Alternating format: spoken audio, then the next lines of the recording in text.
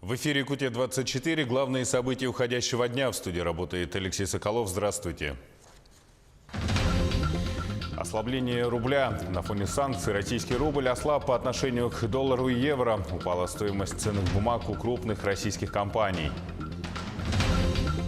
Пассажиропоток вырос на четверть. ЖДЯ рапортует об увеличении пассажиров на 25%. Прогнившие опоры. В Алдане для энергетиков и связистов наступила тяжелая пора, а жители переживают за свою жизнь и здоровье.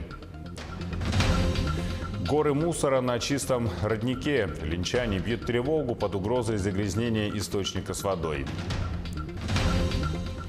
До сезона охоты считанные недели. Началась выдача разрешений на добычу пернатой дичи.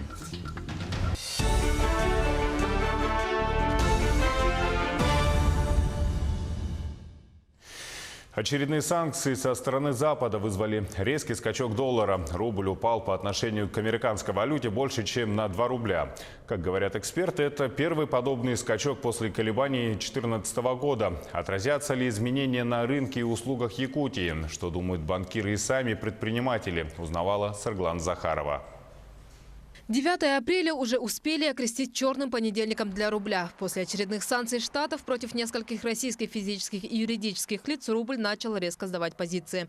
Неблагоприятную картину эксперты прогнозировали еще в пятницу. Опасения оправдались. Сегодня курс превысил границу в 60 рублей за доллар. Однако, как сообщил министр финансов республики Валерий Жандоров, крупнейшим компаниям региона, которые напрямую зависят от стоимости валюты, эти изменения пока не грозят серьезными последствиями. Я напомню, что сама стратегия компании, я надеюсь, она публичная, была Напсоветом утверждена, по-моему, в декабре 2017 года. Они исходили из прогноза курса 61-62 рублей за доллар США. Также он отметил, что еще в прошлом году в стране размер доходов с налогов на прибыль в бюджет рассчитывали из прогнозов курса до 64 рублей к доллару. Что же касается малого и среднего бизнеса, то здесь, по мнению представителя Министерства инвестразвития и предпринимательства республики, положение компаний будет зависеть от вида их деятельности. Те компании, которые занимаются у нас экспортом продукции, для них, конечно, это благоприятно скажется. Те компании, которые занимаются предпринимательством, или товарооборотом внутри Российской Федерации, конечно, это сильно не скажется. Есть мнение, что это станет еще одним толчком для развития собственного производства, ведь изменение цен потребители ощутят именно на той категории товаров, которые в страну импортируются. Так же, как и было в 2014 году, это касается в основном электронной техники. На другие виды продукции, которые производятся внутри государства, пока серьезных колебаний цен не ожидают. 2014 год он был таким жестким иммунитетом, который уже выработан у наших предпринимателей. Вот сегодняшнее начало, это будет вот это маленькое колебание, оно еще на начальном этапе не будет заметно, это на мой взгляд. Вырастут ли цены на товары народного потребления и насколько будет зависеть от изменений стоимости топлива, считают представители бизнес-среды. Ведь именно этот ценообразующий фактор является наиболее чувствительным к изменениям биржи. 4 года назад максимальные показатели доллара держались порядка 3 месяцев и успели отразиться практически на всех сферах жизни россиян. Как долго продержится валюта на этот раз, прогнозировать сложно. Может, этот ажиотаж спадет через неделю, да? Но все зависит от геополитики и в целом там от ситуации на рынке, да? Потому что это рынок, все-таки там на рынке играют биржевые брокеры, они люди, они все-таки подвержены определенным эмоциям в зависимости от этих санкций или же каких-то вопросов. Поэтому все зависит от именно настроения игроков и настроения всего населения. А в мире мнения экспертов разделились. Одни считают, что рубль продолжит сдавать позиции до мая включительно, другие уверены, что такой обвал не может продлиться долго. Саргалана Захарова, Григорий Охлопков, Якутск. Дальневосточный гектар смогут получить россияне, проживающие за рубежом, но в собственность землю предоставят только после получения российского гражданства.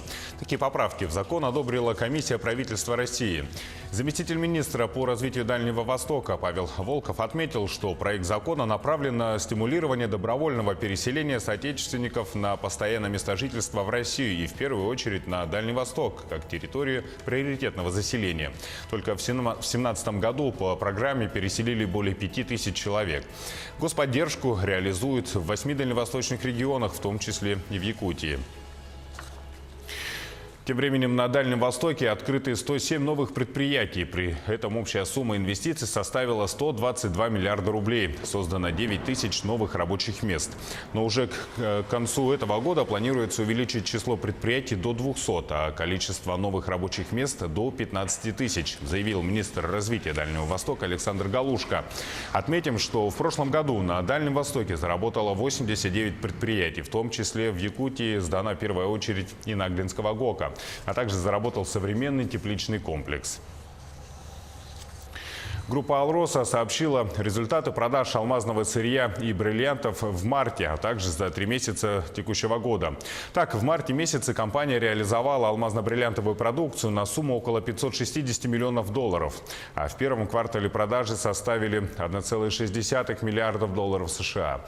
С января по март на мировых рынках наблюдался более высокий спрос на среднее и крупноразмерное сырье. В марте ощущалось небольшое сезонное охлаждение спроса. Тем не менее, хорошие результаты аукционов на алмазы специальных размеров обеспечили в этом месяце более высокий объем продаж относительно февраля 2018 года. Об этом сообщил заместитель генерального директора «Алроса» Юрий Акаемов. Золотодобывающее предприятие «Нерюнгри Металлик» готовится к началу сезона геолого-разведочных работ.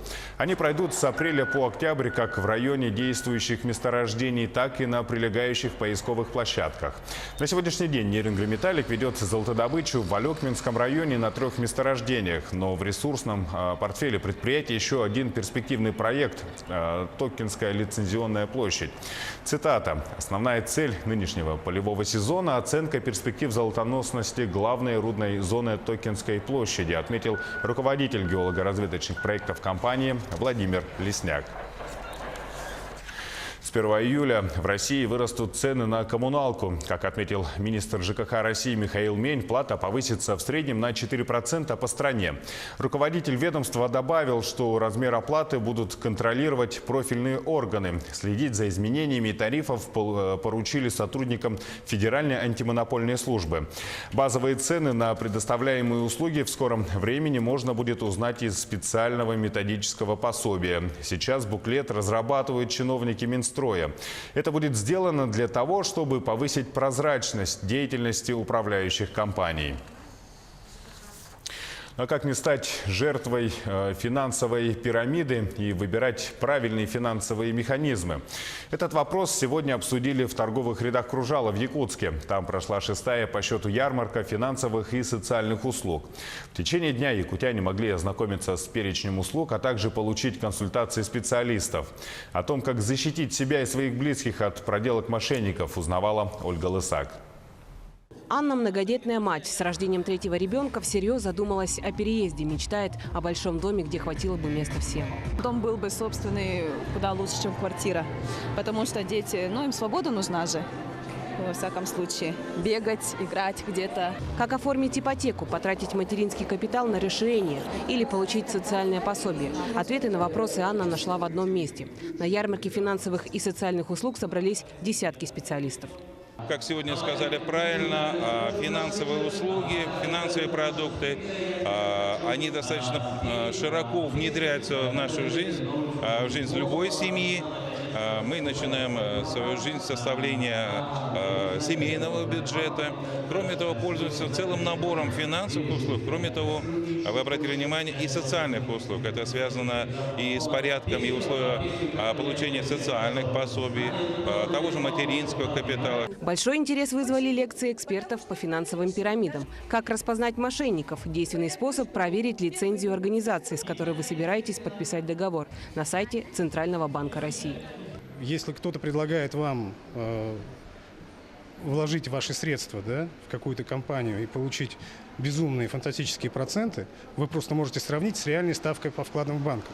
То здесь вы уже обязаны насторожиться. Здесь очевидно, что существуют серьезные риски. И лучше не связываться с такими вещами. Самый простой способ сберечь деньги, признают эксперты, внимательно читать договор перед подписанием. Однако, по данным Общероссийского народного фронта, лишь половина россиян следует этому правилу. Повышение финансовой грамотности населения – одна из задач ярмарки финансовых и социальных услуг. Ольга Лысак, Григорий Охлопков, Якутск. Молодые семьи с этого года при рождении, усыновлении первого ребенка получают ежемесячную выплату размером 17 023 рубля. Выплата положена в случае, если доход на одного члена семьи меньше 26 400 рублей. Родители могут подать заявление в Управление социальной защиты населения по месту жительства в течение 1,5 лет со дня рождения или усыновления ребенка.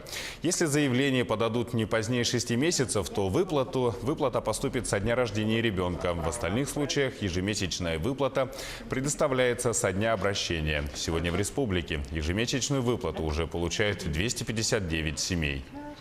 По городу Якутску родилось, наверное, уже около 700 первенцев. Это по данным органов ЗАГС.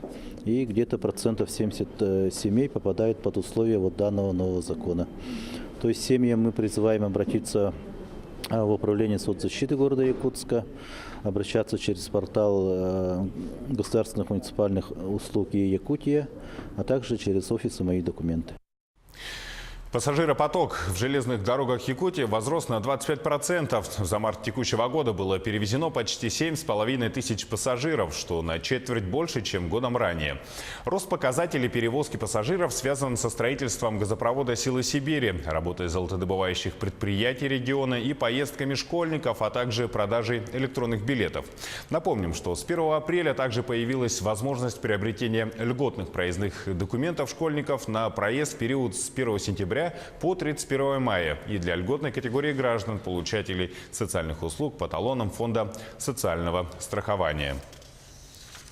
Коммунальщики республики обновили свой автопарк. ГУП ЖКХ приобрело 73 единицы техники, и 32 из них уже передали филиалам.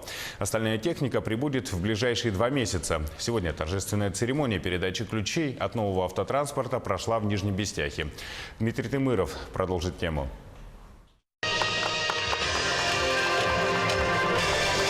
Ключи от нового автотранспорта получили представители филиалов ГУП ЖКХ республики. В ближайшее время эта спецтехника будет доставлена до пунктов назначения. Самый долгий путь в Вена-Батантайский Улус займет неделю. Когда сюда приезжали, там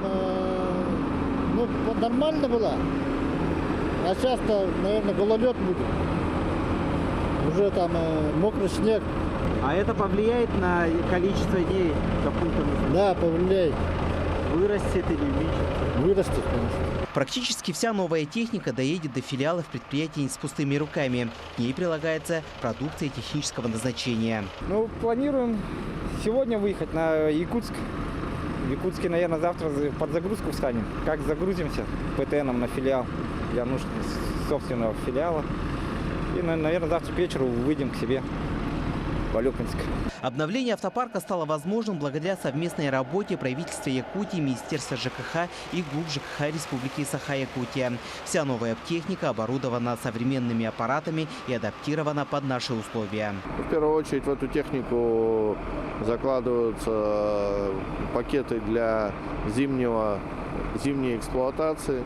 То есть это дополнительные подогреватели техники, системы, которые позволяют гидравлика в морозы работать. Всего новую технику получат 18 филиалов предприятий и 9 участков Сахат-спецтранса. Вся новая техника доедет до пунктов назначения до июня месяца этого года. Таким образом, автопарк предприятия на сегодня обновлен на 46%. А в течение 3 лет ГУП ЖКХ республики планирует обновить свой автопарк до 100%. Дмитрий Тымыров, Павел Пахомов, Нижний Бестях. Жительница Алдана обила множество порогов ресурсных компаний в поисках владельца столба с проводами. По ее мнению, опора несет с собой прямую угрозу жизни и здоровью людей. Вообще, в районе состояние опор вызывает ряд опасений. Помочь минимизировать риск несчастных случаев готовы бдительные граждане. О том, как искала правду жительница Алдана, поведает Татьяна Вахнина. Проходить к своему дому Анжелика Стручкова предпочитает самой длинной дорогой. Накренившийся над короткой трубкой столб, увенчанный тяжелыми узлами проводов, внушает серьезные опасения как обрывом линий, так и падением самой конструкции. И очень часто в непогоду, в ненастье вижу, как происходит короткое замыкание. Все осыпается просто искрами, в ветвях все эти провода бьются, колотятся. Анжелика обращалась к руководству филиала ДРСК ЮАЭС с заявлением о замене деревянного столба железобетонным. В письменном ответе было сказано, данная опора не является собственностью ДРСК, и за ее состояние энергетики ответственности не несут. В ряд был предоставлен нам фотографии, мы разбирались, выезжали на место. Был дан ответ потребителю о том, что данные опоры не относятся к южно-якутским электрическим сетям и не зарегистрированы у нас. По выезду было определено, что часть опоры – это уличное освещение, часть опор относится к Ростелекому. Анжелика обращалась и в компанию связи, как в алданское подразделение, так и в головную компанию. Мы тоже связались с представителями линейно-технического цеха. По телефону руководитель пояснила, что данная опора не является аварийной. Недавно было произведено ее укрепление, так что горожанам бояться нечего. Замена столба запланирована на ближайшие месяцы. Многие пенсионеры пользуются именно этой тропинкой. Тысячи детей двигаются в направлении детского сада. То, что данная опора находится на месте и может произойти обрушение, это, конечно, не может не беспокоить. Подобных опор в городе найдется немало. За часть отвечают энергетики, некая доля относится к видению связистов. Каждый столб несет угрозу как пешеходам и автомобилистам, так и потребителям электричества. Руководители ДРСК и Ростелекома отметили, что сотрудники не могут отслеживать каждую опору. Однако на ситуации потенциально опасные должностные лица реагировать обязаны. Неравнодушным жителям достаточно оставить заявку диспетчеру или на сайте. Татьяна Вахнина, Сергей Шипачев, Алдан. Вслед за весной в Ленск пришла проблема плохих дорог. В прошлом году ремонт самой проблемной улицы Победы начался только в июне. И это была единственная дорога, которую удалось заасфальтировать за весь сезон. Ремонт остальных был отложен, не хватило средств. В этом году городская администрация попытается изменить ситуацию, но опять же лишь при наличии денег. По словам руководителей, всему виной отсутствие финансирования из районного бюджета. Другая проблема, которая волнует ленчан, это вода в местном роднике. Он находится в микрорайоне Северный, и скоро пить с него станет невозможно. Территория около родника и небольшой участок леса усыпаны горами мусора. Бутылки, полные мусорные бочки, бытовые отходы, окурки, мазутные тряпки. Все это тает и вместе с талыми водами попадает в родник. Сам родник тоже забросали мусором. Волонтерское движение «Лучи Ленска» постоянно проводит на роднике субботники. Призывают и жителей, но желающих нет. На родник всегда приезжает множество любителей родниковой воды. И даже видя убирающих мусор волонтеров, никто не предложит помощь. Они предпочитают закрыть глаза на существующие проблемы. В конце апреля, когда немножечко потеплеет и сойдет снег, уже станет видно вся обстановка вокруг ручья. Конечно же, опять возобновятся уборки, субботники так называемые. У нас не только территория родника, также мы еще убираем и берег. Тоже многие знают, что наши лучики помогают и территорию набережной прибирать. Поэтому, пожалуйста, приходите, мы будем рады видеть каждого в наших рядах. Но сейчас небольшой блок рекламы и смотрите далее. До сезона охоты считанные недели. Началась выдача разрешений на добычу пернатой дичи. Концерт в местах не столь отдаленных. Для отбывающих наказание в Табагинской колонии выступил Народный театр. В Якутске легендарная Ольга Кабо, актриса, принимает участие в традиционном пасхальном фестивале. В эфире «Якутия-24», и мы продолжаем наш выпуск. В Тампонском районе продолжают подготовку к паводку. На реке Алдан в пределах Улуса находятся 4 затороопасных участка. О ходе работ расскажет Мария Винокурова. В пределах Улуса находится 4 затороопасных участка. С 5 апреля подрядчики приступили к очистке участков от снега и торосов. На работы по зачернению из госбюджета предусмотрено 587 тысяч рублей. Всего предусмотрено зачернение на площади 4 участков. Общим объемом это 18 гектар. Подразумевается исполнение 2 продольных полос на каждом участке шириной 20 метров и длиной по километру. По прогнозным данным гидрометеослужбы, в этом году снегозапас незначительный, такой же, как и в прошлом году, не менее 70% от нормы. Толщина льда чуть выше средних многолетних значений, более 1,5 метров. В эти дни работа идет полным ходом. Задействовано 4 единицы техники, 2 бульдозера, 2 колесных трактора «Беларусь», большегрузные машины. По условиям контракта подготовка, расчистка местности и зачернение должны быть завершены 15 апреля. Затем подрядчики приступят к засыпке песчано-гравийной смесью ледовой переправы через реку Алдан. Параллельно будут выполняться буровые работы. Мария Винокурова, Хандыга, Тампонский район. Началась выдача охотничьих разрешений на добычу пернатой дичи. Документ распространяется на весенний сезон и, по словам экспертов, срок действия лицензии по сравнению с прошлым годом не изменился. Напомним, что для получения разрешения необходимо заполнить заявление с указанием вида пернатой дичи, сроках и местах охоты. Отмечу, что оплатить госпошлину можно через Сбербанк. Сроки все у нас прошлогодние, так скажем. В этом году сроки на пернатую дичь не менялись. Охотники, которые получили разрешение осенью на сезон охоты осенний и весенний, они спокойно могут выходить охотиться по указанным районам и срокам, которые указаны в их разрешениях. А кто получает только на весенний сезон охоты, значит, уже выдача начата с начала апреля. В Якутске выдача производится в Якутском городском комитете охраны природы по адресу 202 микрорайон, корпус 18/2. В районах, значит, получает в своих инспекциях в комитетах охраны природы. Началась подготовка к пробной переписи населения 2018 года, которая пройдет на территории Хангаласского района. В столице состоялось расширенное заседание коллегии территориального органа Федеральной службы государственной статистики по республике. Основной их задачей стало удовлетворение потребностей общества в статистической информации, максимальное использование создаваемого статистического продукта и оперативное реагирование на постановку актуальных задач управления экономикой республики. Цель – это вот как раз-таки подготовка к переписи 2020 года, то есть будут опробированы новые методы сбора информации, новые методы организации, технологические какие-то моменты. Да? Из нововведений, которые можно вот прямо сейчас сказать, это то, что пробная перепись населения будет проводиться еще и посредством портала госуслуг. То есть любой желающий, не только, кстати, житель Хангаласского района, любой желающий житель Российской Федерации сможет пройти перепись вот в период проведения пробной переписи населения в октябре этого года через портал госуслуг.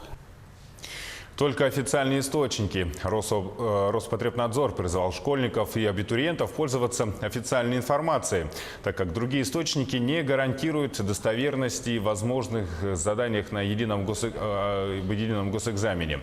Порядок проведения ЕГЭ, сроки оглашения результатов и другие вопросы можно узнать на сайте Роспотребнадзора или официальном информационном портале госэкзамена. Желающие пройти пробный тест могут найти десятки тысяч вариантов на сайте госэкзамена в открытом банке заданий ЕГЭ и ОГЭ. Продолжается месячник борьбы с туберкулезом. Специалисты ведут просветительскую работу с населением. На лекциях врачи рассказывают о важности ежегодного ФЛГ-обследования. О чем должен помнить каждый, чтобы как можно дольше оставаться здоровым, расскажет Татьяна Вахнина. Вячеслав Горобченко проходит обследование в Алданской туберкулезной больнице. После перенесенного воспаления легких необходимо исключить туберкулез. Вячеслав Петрович с юности за рулем. Легочные болезни считал своими профессиональными. Бронхиты бывали часто. О туберкулезе слышал, но в детали не вникал. А честно сказать, я не против вам что-то сказать, но я не сведусь в этих вопросах. Неведение порой может стоить жизни. В прошлом году в Алданском районе от туберкулеза умерли 2 человека. В обоих случаях болезнь оказалась запущенной. На недомогание, кашель и субфебрильную температуру внимания не обращают многие. Между тем, перечисленные симптомы могут свидетельствовать о туберкулезе. Инфекция коварна слабой выраженностью. До сих пор у нас в районе встречаются или выявляются случаи позднего выявления туберкулеза. Флюорографическое обследование необходимо проходить ежегодно. На ранних стадиях болезнь полностью излечима. Чем меньше инфекция успела нанести организму, тем эффективнее будет лечение. Хочу все-таки напомнить, что туберкулез излечим 100%. Поэтому надо всем это прекрасно понимать, знать и своевременно лечиться. В рамках месячника по борьбе с туберкулезом фтизиатры совместно с врачами общелечебной сети ведут просветительскую работу с населением. На предприятиях проходят лекции и семинары. Врачи рассказывают о течении болезни, путях заражения и об основных мерах профилактики. К сожалению, это как бы многие знают, но, увы, не соблюдают. Некоторые вообще не имеют понятия об этом. Основной мерой профилактики от туберкулеза врачи называют здоровый образ жизни. Болезнь не поражает одномоментно. Заражение происходит при длительном контакте с бациллярным больным. Чем выше иммунитет, тем больше шансов у организма противостоять инфекции. Татьяна Вахнина, Сергей Шипачев, Алдан. Концерт для заключенных. 21 год Вилюйский народный театр «Терех» имени Ивана Гоголева-Кындыл совершает свой благотворительный тур по 5 колониям Якутии. Сегодня они отыграли на площадке актового зала исправительной колонии номер 7 в Табаге. Концерт посетила и наша съемочная группа.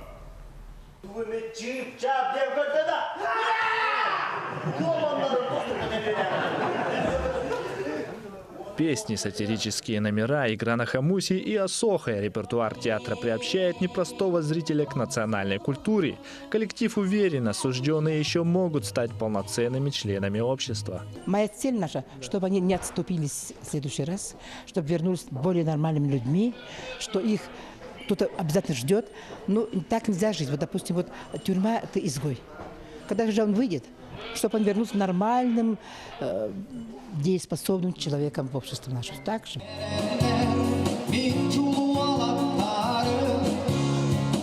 По словам руководства колонии, именно театр из всех видов досуга в колонии влияет на осужденных особенно позитивно. Не только приобщает их к культуре, но и дарит хорошее настроение. После посещения данного театра осужденные, когда отсюда выходят, они идут уже с позитивными эмоциями, с хорошим настроением, приходят к себе в отряды, рассказывают об этом. То есть осужденные в дальнейшем подходят и спрашивают, когда будет приезжать в следующий раз в данный театр.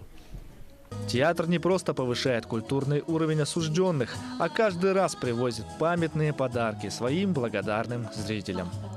Наш глава Вилюйского ЛУЦа Сергей Николаевич Винокуров своей щедрой рукой подарил для работы, для воспитательной работы с осужденными телевизор. Поэт, публицист, журналист Иван Николаев Упхан подарил для библиотеки свою огромнейшую, новейшую книгу. В планах у театра посетить еще 4 колонии – в Верхнем Бестяхе, Максагалохе, Мархе, а также в исправительной колонии номер 1. Александр Зубехин, Илья Сыромятников, Якутск. Благодатный огонь прибыл в Якутск. Его доставили спецрейсом из Иерусалима. Также в столице республики стартовал 3-й фестиваль епархии «Доброе кино», который продлится до 11 апреля.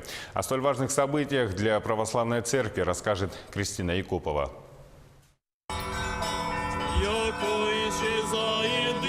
Встреча благодатного огня проходит у памятника святителю Иннокентию. Его доставили в специальной лампаде из Иерусалима.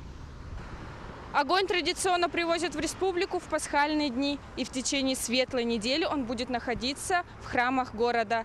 По благословению архиепископа Романа он будет доставлен в улусы республики. Это очень радостное событие. Данный раз в виде этого огня мы видим символ праздника и благословение, видимое благословение Святого Града Иерусалима, того места, где Господь наш Иисус Христос пострадал и воскрес, победив смерть. Большое событие, долгожданное, радостное. Это уже стало такой доброй традицией, когда в первые дни после Пасхи это событие достигает и самых отдаленных уголков и в Якутии, и в том числе, конечно, Лёкминский район тоже имеет счастливую возможность соприкоснуться с этой великой святыней, которая является чудом для каждого верующего человека. Также в Якутске стартовал фестиваль «Доброе кино». Фестиваль проводится уже в 3-й раз и продлится всего 2 дня. За это время любителей добрых фильмов ждет немало интересных событий. Впрочем, главная задача – донести через искусство кино вечные христианские ценности. Цель нашего кинофестиваля – показать добрые фильмы, которые пропагандируют высокие нравственные идеалы, фильмы, которые заставляют задуматься о вечных ценностях жизни, нравственных ценностях прежде всего. Кинопоказы, театральные постановки, концерты и творческие встречи. В Якутск приехали заслуженная артистка России Ольга Кабо, народный артист России Валерий Баринов, кинорежиссер Рамиль Сабитов и другие известные личности из мира кино. Понимаю, что сюда приезжают только неравнодушные люди, у которых сердца бьются в унисон колокольному звону. Ну и тем более в такой светлый день, в такой светлый праздник, это особая ответственность и особое удовольствие быть здесь, в эпицентре вообще вот такой православной жизни, православного праздника. Известные артисты расскажут о фестивальных фильмах всем желающим в рамках творческих встреч и кинопоказов. Кристина Якупова, Георгий Григорьев, Якутск. Якутия 24 следит за развитием событий. Оставайтесь с нами на нашем телеканале. Удачи вам!